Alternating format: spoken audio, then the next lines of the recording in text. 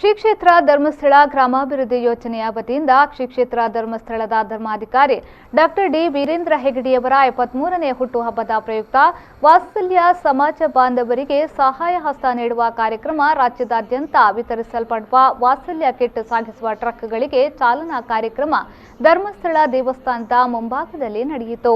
ಕಾರ್ಯಕ್ರಮವನ್ನು ಶ್ರೀ ಕ್ಷೇತ್ರ ಧರ್ಮಸ್ಥಳದ ಜ್ಞಾನ ವಿಕಾಸ ಮಹಿಳಾ ಕಾರ್ಯಕ್ರಮದ ಅಧ್ಯಕ್ಷೆ ಹೇಮಾವತಿ ವಿ ಹೆಗಡೆ ಅವರು ಉದ್ಘಾಟಿಸಿದರು. ಧರ್ಮಸ್ಥಳದ ಧರ್ಮಾಧಿಕಾರಿ ಡಾಕ್ಟರ್ ಡಿ ವೀರೇಂದ್ರ ಹೆಗಡೆ ಅವರು ಕಾರ್ಯಕ್ರಮದ ಅಧ್ಯಕ್ಷತೆ ವಹಿಸಿ ಮಾತನಾಡಿದರು.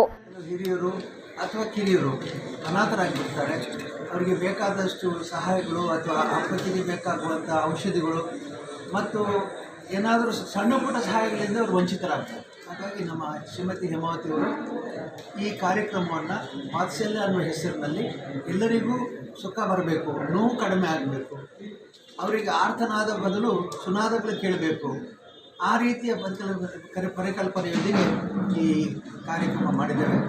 ಸುಮಾರು 10,000 ಮನೆಗಳನ್ನು ಅಥವಾ ವ್ಯಕ್ತಿಗಳನ್ನು ಗುರುತಿಸಿದ್ದೇವೆ.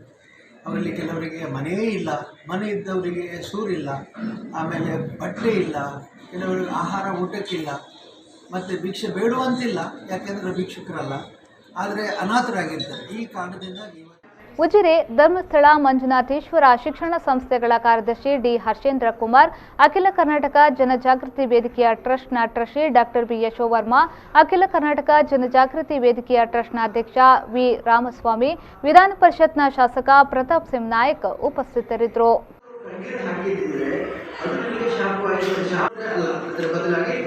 ಅವರಿಗೆ ಆಹಾರ ಬೇಕಾದರೆ ಅಕ್ಕಪಕ್ಕದವರು ಆಹಾರವನ್ನು ಕೊಡಬೇಕು, ಅವರಿಗೆ ಚಳಿಗೆ ಬಟ್ಟೆ ಬೇಕಾದರೆ ಚಳಿ ಅವರಿಗೆ ರಬ್ಬಗಳನ್ನು ಕೊಡಬೇಕು, ಆಮೇಲೆ ಊಟಕ್ಕೆ ಸ್ವಂತ ಅಡುಗೆ ಮಾಡುವ ಶಕ್ತಿ ಇದ್ದವರಿಗೆ ಸ್ವಂತ ಅಡುಗೆ ಮಾಡಿಕೊಡ್ಬೋದು. ಹೀಗಾಗಿ ಇವೆಲ್ಲವನ್ನು ಕೂಡ ಸೇರಿದಂಥ ಒಂದು ಕಾರ್ಯಕ್ರಮ ವಾತ್ಸಲ್ಯದ